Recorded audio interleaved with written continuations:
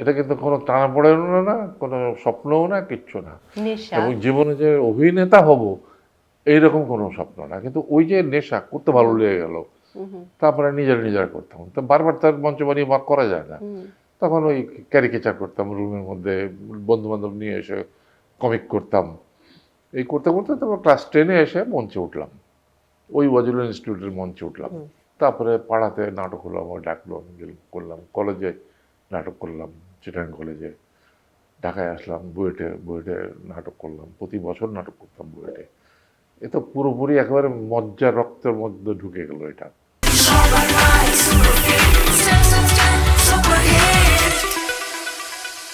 চাকরিতে ঢুকলাম, কিন্তু নাটক আমাকে ছাড়লো না। এই মঞ্চ নাটক যেখানেই হয় দৌড়াদৌড়ি শুরু করতাম, এখানে করতাম, ওখানে করতাম, চাকরিও করছি।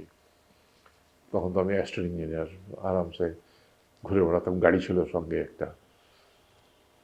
তারপরে একটা থিয়েটার, নাগরিক নাট্য সম্প্রদায়, ওরা মানে থিয়েটার গ্রুপ করবে, ওদের কিছু আর্টিস্ট দরকার, এই ঢুকে গেলাম ওখানে। আমি গ্রুপটা করলাম, আমি one of the founder member.